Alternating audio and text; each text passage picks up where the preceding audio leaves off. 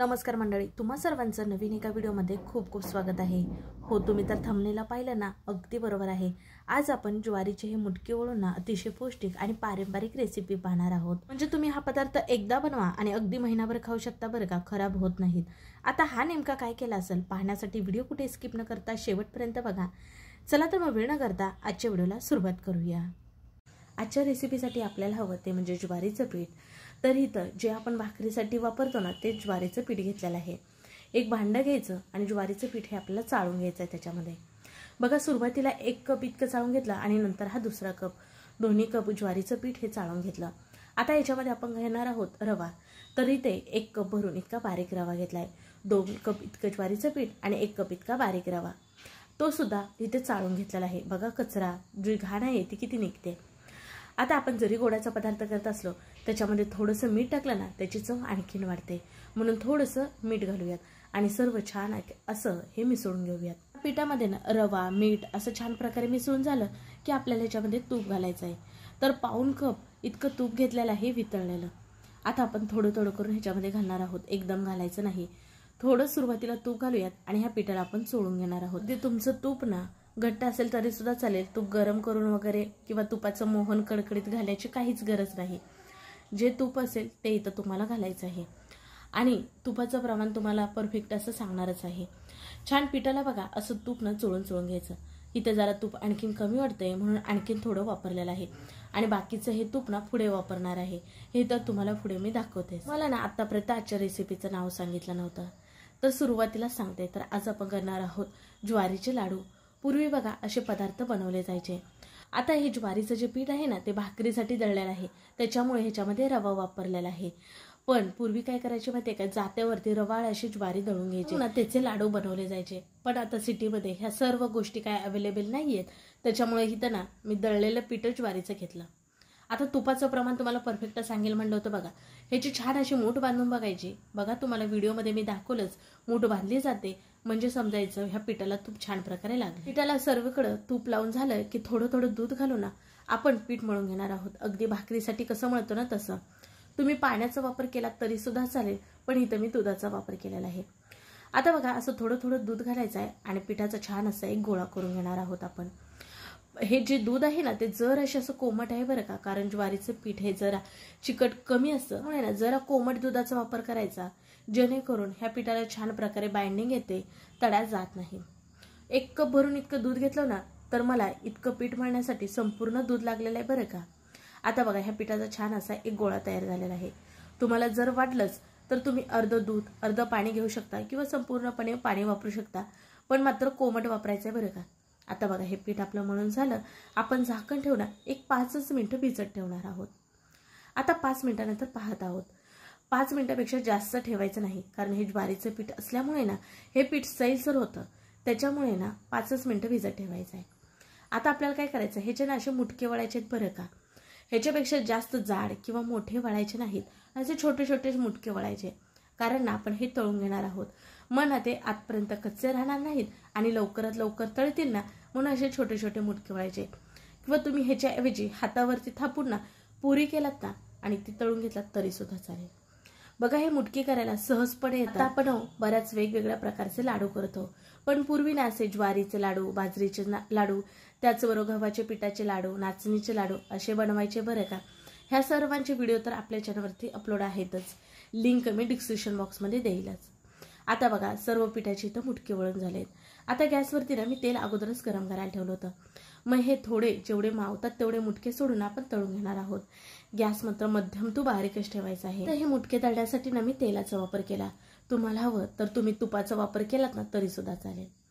आता हे मुटके मात्र ना मध्यम टू बारीक आचेवरतीच तळायचे आहेत बरं का, नाही तर हे वरून ना तळले जातील पण आतून कच्चे राहतील, त्यामुळे हिथं मात्र तुम्हाला जरा काळजी घ्यायची आहे। मंद आचेवरती छान लालसर रंग खरपूस येऊपर्यंत हे तळून घ्यायचे आहेत आपल्याला। तिथं करून तळण्यासाठी ना तुम्ही पॅनचा वापर करा, कारण एका वेळेस ना भरपूर असे हे मुटके तळले जातात। पण इथं मी छोटी कढई वापरले, कारण तेल सुद्धा कमी लागतं आणि उरलेल्या तेलाचं काय करायचं आपल्याला समजत नाही, म्हणून छोट्या कढईमध्येच इथं मी कमी तेल वापरून हे मुटके तळत आहे। आता बघा तुम्हाला इथं रंग बदललेला दिसत असेल, बारीक गॅसवरती असा लालसर सोनेरी रंग येऊपर्यंत आपल्याला तळून घ्यायचे, कुठेही गॅस वाढवायचा नाही। आता हे तळून झाले की आपण खाली दुसऱ्या ताटामध्ये काढणार आहोत। आता त्याचप्रमाणे ना इथं दुसरी बॅच सुद्धा सोडून ना ते सुद्धा आपल्याला तसेच तळून घ्यायचे आहेत। पण इथं तुम्हाला अजिबात घाई करायची नाही, कारण सुद्धा तुम्हाला सांगते आपण हे लाडू करत आहोत। मग जर तुम्ही हे चांगल्या प्रकारे तळले नाही तर लाडू मात्र ना तुमचे 4 ते 5 दिवसामध्ये खराब होणार। जितके तुम्ही जास्त खरपूस ह्याच्यामध्ये जो दुधाचा अंश आहे तो पूर्ण निघून जाईपर्यंत खरपूस असे कुरकुरीत होईपर्यंत तळलात ना तर लाडू सुद्धा जास्तीत जास्त दिवस टिकण्यास मदत होते। पण तुम्ही जर कच्चे काढलात तर मात्र लाडू तुमचे लवकर खराब होतील। त्यामुळे तुम्हाला ही काळजी घ्यायची आहे। बघा हे मुटके सर्व ना इथं तळून घेतले आणि तुम्हाला मोडून सुद्धा दाखवत आहे। बघा किती खुसखुशीत हे झालेले आहेत, म्हणजे आतपर्यंत ना छान प्रकारे हे तळले गेले। आता हे थंड झाल्यानंतर असे आपल्याला ह्याचे तुकडे करून घ्यायचे आहेत। म्हणजे आता आपण हे मिक्सरला बारीक फिरवून घेणार आहोत ना। मग मुटके जर मोठे असतील तर मिक्सरमध्ये फिरवायला थोडीशी अडचण होईल। हे मुटके असे तोडून ना आता मिक्सरच्या भांड्यामध्ये घालून ना हे असे वाटून घ्यायचे छान रवाळ असे। तुम्ही एकदाच मोठ्या मिक्सरच्या भांड्यामध्ये घालून वाटू शकता, पण इथं मी छोटं मिक्सरचं भांडं वापरलेलं आहे, जेणेकरून छान एकसारखं ना मिक्सरला बारीक होतं। बघा आता जसं आपण बारीक करून आहे तसं आपण एका भांड्यामध्ये काढून घेणार आहोत। बघा सर्व ना मी छान एकाच पद्धतीने असं मिक्सरला फिरवत आहे, म्हणजे रवाळ जास्त मोठं सुद्धा ठेवायचं नाही किंवा ह्याच्यापेक्षा बारीक पिठासारखं सुद्धा करायचं नाही। पण बघा जे मुटके छान प्रकारे तळले होते त्याच्यामुळे ना इथं आपण मुटक्यांचा जो चुरा केला ना तो सुद्धा बघा अगदी सुटसुटीत मोकळा झालेला आहे, जरा सुद्धा ओलसर नाही। पण हे ज्वारीच्या पिठाचे लाडू करणार आहोत। मग गोडासाठी आपण वापरणार आहोत गुळ। तर गुळ ना असा केमिकल युक्त आपल्याला काळाच वापरायचा। तर गुळ तुम्ही खिसणीने खिसून घेऊ शकता किंवा असा ना चाकूने चिरून घेऊ शकता। मला तर ही चिरणी पद्धत जी आहे ना ती सोपी वाटते, म्हणजे छान एकसारखा मऊसूद असा आपला गुळ चिरला जातो। आता चला आपण गॅसकडे वळूयात। तर गॅसवरती पॅन ठेवलेला आहे, पॅनमध्ये 1 चमचा इतकं तूप घातलेलं आहे। आता सुरुवातीला 1 कप भरून इतकं बारीक चिरलेला गुळ घातला, नंतर हे अर्धा कप, एकूण 1.5 कप इतका बारीक चिरलेला गुळ घातलेला आहे। नंतर ह्याच्यामध्ये साधारण 2 ते 3 चमचे इतकंच पाणी घातलेलं आहे, जेणेकरून गुळ जो आहे तो आपला करपायला नको म्हणून थोडंच आपल्याला पाणी घालायचं आहे। गुळ आपण एकदम बारीक चिरल्यामुळे ना इथं विरघळायला वेळ लागत नाही। गुळाचा इथं आपल्याला पाक वगैरे बिलकुल सुद्धा करायचा नाही, फक्त आपल्याला गुळ इथं वितळल्यानंतर 1 मिनिटभरच इथं शिजवून घ्यायचं आहे। बघा गुळामध्ये जे मोठे खडे होते ते सुद्धा मोडून छान प्रकारे घेतलेत, संपूर्ण गुळ आपला इथं विरघळलेला आहे। आता बघा हे जो गुळ आहे तो असा फेसाळायला दिसायला हवा, मग आपल्याला लगेच गॅस बंद करून घ्यायचा, म्हणजे गुळाचा पाक वगैरे करत बसण्याची काहीच गरज पडत नाही। बघा तुम्हाला दाखवलं, गॅस पटकन बंद करायचा। आता आपण जो मुटक्यांचा चुरा करून ठेवला होता ना त्याच्यामध्ये हा गुळाचा पाक घालायचा आहे, पण पाक गाळणीने गाळून घालायचा। कधी कधी गुळामध्ये कचरा असतो ना, म्हणून एखाद्या भांड्यामध्ये तुम्ही गाळून घेऊन मग थोडा थोडा पाक घातला तरी चालेल। इथं गाळणीने ना थोडंसंच गुळाचं पाणी इथं मी गाळून घेतलंय, बाकीचं बाजूला ठेवलेलं आहे। आता ना हे सर्व छान असं आपण मिसळून घेणार आहोत। थोडंसं गोमट आहे म्हणजेच की गरम आहे, पण गुळाचा चटका फार लागतो, त्याच्यामुळे आपल्याला चमच्यानेच मिसळून घ्यायचा आहे। मला आणखीन थोडीशी गरज वाटते, त्याच्यामुळे आपला गुळाचा पाक आहे तो आणखीन उरलेला आहे, त्याच्यामुळे तो सुद्धा आता इथं मी थोडा वापरत आहे। आता बघा मुलांच्या लवकरच शाळा सुरू होत आहेत, मग मुलांना मधल्या वेळेस खाण्यासाठी ना तुम्ही असे लाडू करू शकता। इथं ना मी गुळ वापरल्यामुळे ना लाडूचा रंग बदललेला आहे, पण तुम्हाला जर मुलांसाठी हे लाडू करायचे असतील ना तर थोडीशी कोको पावडर वापरा, म्हणजे चॉकलेट सारखे असे लाडू तयार होते। कसं मुलं आणखीनच आवडीने खातील। मुलांना बाहेरचं चटरपटर खायला देण्याच्या ऐवजी ना असे घरच्या घरी पौष्टिक पदार्थ बनवून नक्कीच देऊ शकता, जेणेकरून मुलांना आजारी पडण्याचे चान्सेस सुद्धा कमी असतात। याच्यामध्ये छान फ्लेवरसाठी अर्धा चमच इतकी वेलची पूड घातलेली आहे आणि छान सर्वांचा आपण एकजीव करून घेणार आहोत। आता जेवढा गुळाचा पाक वापरला होता ना तो थोडा थोडा करून मी संपूर्ण वापरलेला आहे, म्हणजे अगदी प्रमाण ते सुद्धा आपलं बरोबर आहे। आता याच्यावरती झाकण ठेवून ना आपण 10 मिनिटं तसंच ठेवणार आहोत। 10 मिनिटानंतर बघा आपले जे तूप उरलं होतं ना ते तडक्या पॅनमध्ये गरम करून घ्यायचं। साधारण 2 ते 3 चमचे इतकं तूप असेल आणि त्याच्यामध्ये ना काजू बदाम त्याचे काप आणि काही मनुके घातलेत, ते छान प्रकारे तुपामध्ये भाजून घेतलेत आणि मग ते ना आपल्याला ह्या लाडूच्या मिश्रणावरती काढून घ्यायचं आहे।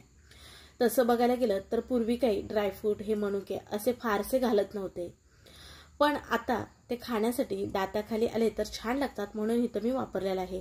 अगदी तुम्ही ड्रायफ्रूट मनुके नाही वापरलात ना तरी सुद्धा चालेल, पण असं वरनं तूप घातल्यामुळे ना हे लाडू आपले तुपात केलेत छान चविष्ट तुपट तुपट असे लागतात म्हणून मी वापरले। आता हे सर्व छान प्रकारे मिसळून झालं की आपण लाडू वळणार आहोत। बघा अगदी सहजपणे लाडू वळायला येतो। आता ना आपण मुलांना बघा मधल्या वेळेस काहीतरी चटरपटर खायला देत असतो, पण पूर्वी तसं काही फारसं नव्हतं, काही बनेल ते घरात बनवलेले पदार्थच खायचे। असे ना पूर्वी ज्वारी बाजरी गहू हे भरपूर शेतामध्ये पिकायचं.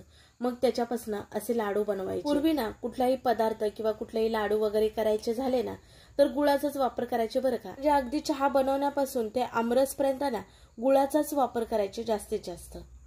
आता बघा इथं मी सर्व लाडू करून घेतलेत. आता तुम्हाला इथे शेवटचा सुद्धा मी लाडू वळून दाखवत आहे. म्हणजे अगदी तुम्ही शेवटचा लाडू वळायला घेतलात ना तरी सुद्धा सहजपणे येतात. हे लाडू तुम्ही पहिल्यांदा करायला घेतलात ना तरी सुद्धा अजिबात बिलकुल बिघडत नाहीत. पहिल्या प्रयत्नातच परफेक्ट असे लाडू होतात. तुम्हाला कोणीच बोलू शकत नाहीत की हे तुम्ही ज्वारीच्या पिठापासून लाडू केलेत. अगदी छान गोडसर होतात. जे प्रमाण सांगितलं ते योग्य प्रमाण आहे. तुम्हाला जर प्रमाण समजलं नसेल तर एकदा डिस्क्रिप्शन बॉक्स चेक करा. तिथं तुम्हाला सर्व साहित्याचं प्रमाण परफेक्ट असे मिळून जाईल. आता बघा सर्व लाडू वळून झाले की नंतर आणखीन एकदा मी हात फिरून घेत आहे. म्हणजे छान गोल गरगरीत चिकणे असे आपले हे लाडू होतात. आणि आपण घेतलेल्या प्रमाणामध्ये ना साधारण 22 ते 25 इतके लाडू होतात. पण जर आता करता करता बरेच असे लाडू खाल्ले गेलेत म्हणून तुम्हाला इथं कमी दिसत असतात. लाडू वळत असताना ना असा जरा छोटाच वळायचा. म्हणजे मुलांनी एक लाडू घेतला ना तर तो त्यांना सरायला हवा, कुठेही वाया जायला नको म्हणून. आता लाडू वरून तरी बघितलात. आता तुम्हाला एक मोडून दाखवते. बघा अगदी मऊ लुसलुशीत, तोंडात टाकता विरघळणारा, अगदी घरामध्ये आजी आजोबा असेल ना ते सुद्धा ओटाने खातील इतका छान चविष्ट मऊ लाडू होतो. नक्की करून बघा. हवाबंद डब्यामध्ये असे भरून ठेवला तर अगदी 15 दिवस खराब होत नाही. तुम्हाला आजचे हे ज्वारीच्या पिठाचे चुरमा लाडू कसे वाटले नक्की कमेंट करून सांगा. व्हिडिओ जरा सुद्धा आवडला तर व्हिडिओला पटकन एक लाईक ठोका आणि हो चॅनलला सबस्क्राईब करायला मात्र विसरू नका. चला मग पुन्हा भेटू अशा नवीन एका रेसिपीमध्ये.